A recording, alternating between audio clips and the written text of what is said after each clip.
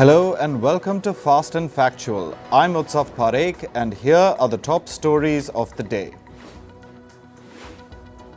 Israel has said that its war in Gaza will likely go on for many months. Israel's military chief said that the army will employ different methods to achieve their goals to reach the top leadership of Hamas.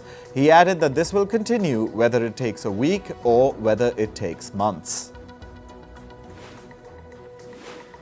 Israel's retaliatory offensive into the Hamas-controlled Gaza Strip has killed nearly 21,000 people. This is according to the Gaza Health Ministry. It announced yesterday that a total of 241 people had been killed and 382 injured over the past 24 hours. Internet and telephone services were also cut off in the enclave yesterday. Meanwhile, Israel's defense minister said that its army is now in a multi-front war. He added that the forces have retaliated to attacks from Iraq, Yemen and Iran. Palestinians in central Gaza's Bureij camp have said that they have been forced to leave. This was after the Israeli army warned civilians on Monday to evacuate the area. Reports say 85% of the Gaza Strip's 2.3 million people have been forced to flee their homes. This is since the war began and after the expiration of the recent truce.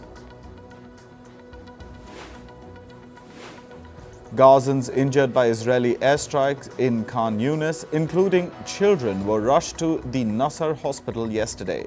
Palestinian residents also reported several airstrikes near the hospital in the early hours of the day. Nasser Hospital is the largest medical facility in the southern Gaza Strip. Meanwhile, 2 people were killed and several others were injured in a strike targeting a house in Shabura camp in Rafah. Locals claim that the area that was struck was considered a safe zone by Israel. An explosion occurred near the Israeli embassy in India's capital, New Delhi, last night. No one was killed or injured in the blast. However, officials are still inspecting the area. The Israeli government has said that the explosion may have been a terror attack. It has urged its citizens in India, specifically in New Delhi, to exercise caution. Israel has also issued a travel advisory to its citizens in the country, asking them to avoid going to crowded areas. They've also been urged to be on heightened alert in public places. The Indian Navy will deploy guided missile destroyer ships in the Arabian Sea as a deterrent. The move comes after an Israel-affiliated merchant vessel was attacked off the Indian coast over the weekend. The Indian Navy says it's investigating the nature of the attack on the vessel. On Saturday, the US accused Iran of striking a chemical tanker in the Indian Ocean. Yemen's Houthi rebel group has said that it carried out drone attacks targeting the Israeli port city of Eilat. It has also claimed responsibility for an attack on a commercial vessel in the Red Sea. A Houthi military spokesperson announced this in a televised address. The shipping company has said that there were no injuries to its crew from the attack on its ship. The reported incidents come a week after the US announced an initiative to protect trade in the Red Sea. Senior Hamas official Osama Hamdan accused the US of hypocrisy yesterday. This is for calling for the security of civilians and at the same time supporting the Israeli army. Hamdan added that it makes Biden an accomplice in the crime. He said, and I quote, "We hold him politically and morally responsible."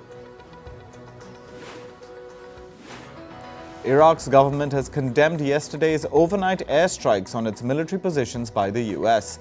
Iraq has called it a quote-unquote clear hostile act. Baghdad added that the attack had killed at least 1 serviceman and injured 18 other people. Yesterday, the US carried out airstrikes on 3 facilities used by the Iraq-based Kataib Hezbollah. This was in retaliation for attacks by the Iran-aligned group that injured 3 US troops.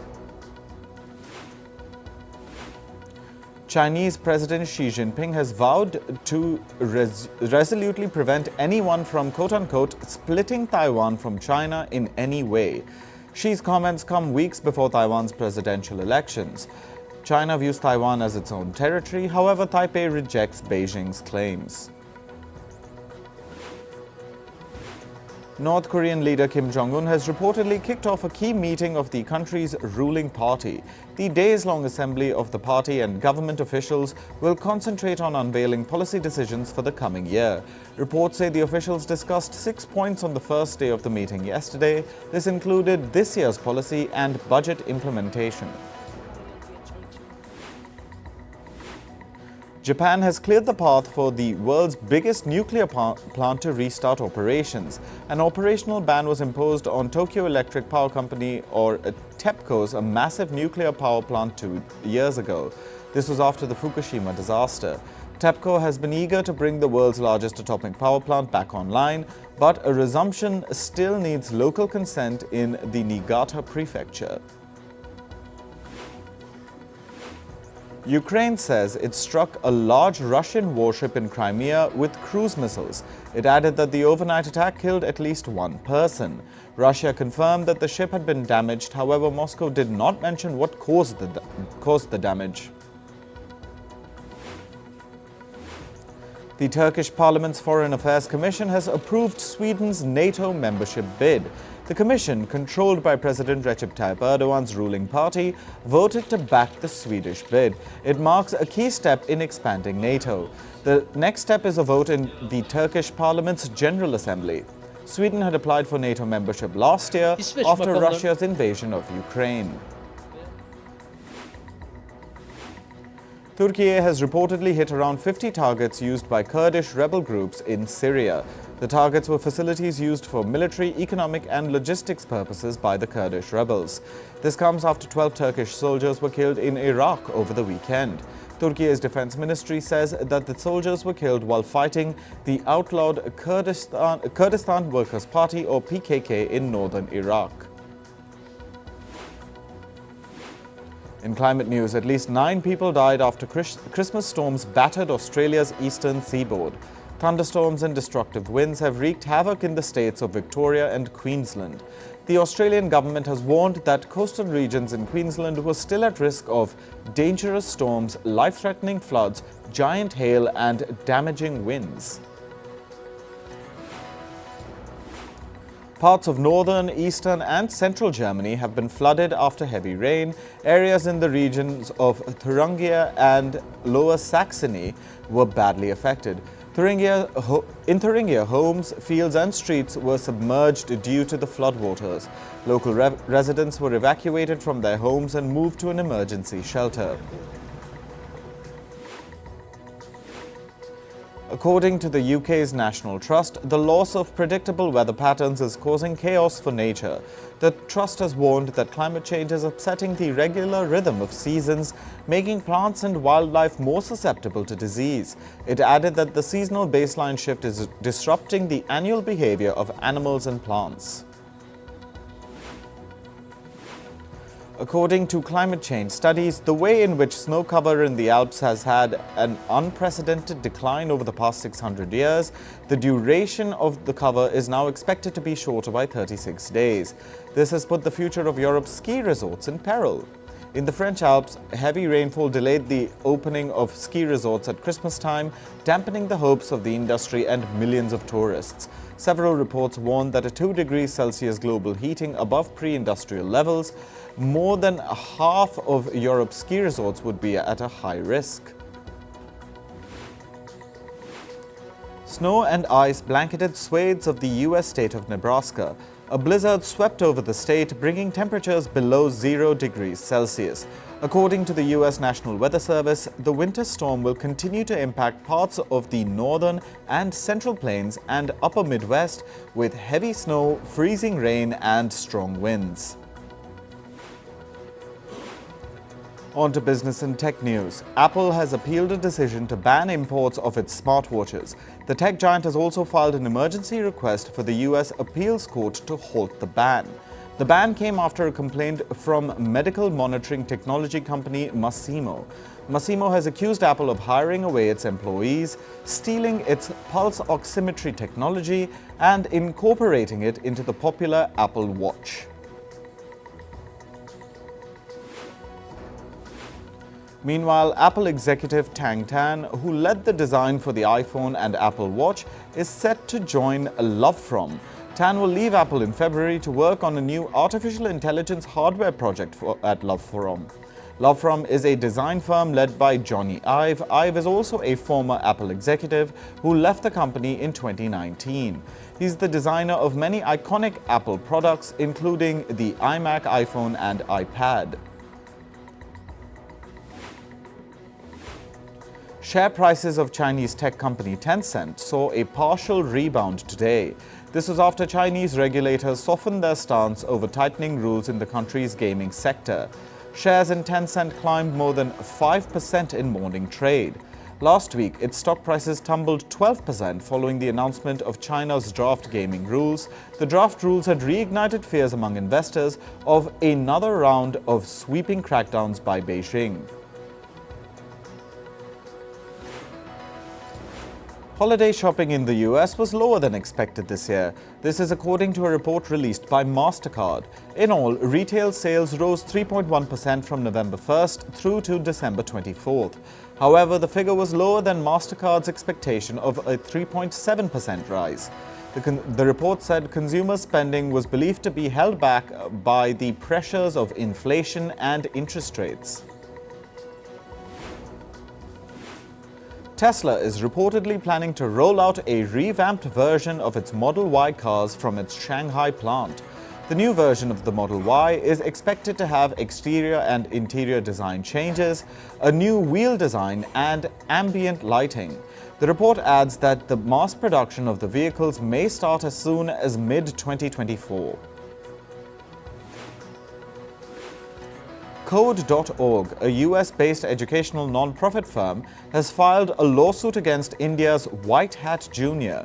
White Hat Junior is a subsidiary of the embattled Indian edtech company Byju's. Code.org has accused White Hat of breaching a licensing contract by failing to pay fees for using its platform.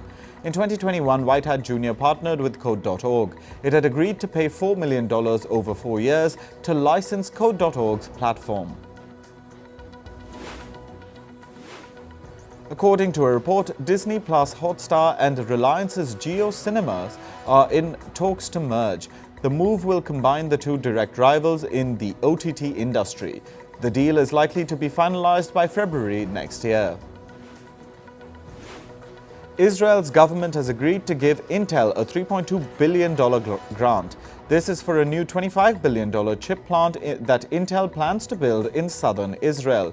If it materializes, this will be the largest ever investment by a company in Israel. American media company National Amusements has announced that it was hacked in November last year. National Amusements is the parent company of media giants Paramount and CBS. The conglomerate said that hackers stole the personal information of more than 80,000 people during the data breach. A new report shows hackers stole billions of dollars in crypto assets in 2023. Around $2 billion was stolen in crypto assets across dozens of cyber attacks and thefts. Among the worst crypto thefts of the year include the hack against Euler Finance, where hackers stole almost $200 million. However, crypto thefts showed a downward trend this year. Last year, cybercriminals had reportedly stolen an all-time record of around $3.8 billion in crypto. Moving to sports, let's start with cricket. South African pacer Kagiso Rabada has taken 500 wickets in his international career. The milestone was achieved during the first day of the Test match against India. Rabada took a 5-wicket haul after he dismissed Rohit Sharma, Virat Kohli, Shreyas Iyer, Ravichandran Ashwin and Shardul Thakur. Australian batter Usman Khawaja wore shoes with the names of his daughters written on them. This was during a test match against Pakistan. Earlier, Khawaja had been barred by the International Cricket Council, or ICC, for writing political messages on his shoes. The ICC has charged Khawaja for wearing a black armband during the first test match against Pakistan. Bangladesh all-rounder Shakib Al Hasan has revealed that he suffers from blurred vision. Shakib says he had reduced visibility in his left eye, which made it difficult to spot the ball while batting. Shakib added that he had blurry vision throughout the recent ODI World Cup. In football, Manchester United beat Aston Villa 3-2 in a thrilling Boxing Day Premier League match. Aston Villa scored both goals in the first half to take a 2-0 lead going into half-time. Then the Red Devils came back with a double from Alejandro Garnacho and a goal from Rasmus Højlund. The win has lifted Manchester United to the 6th position in the Premier League.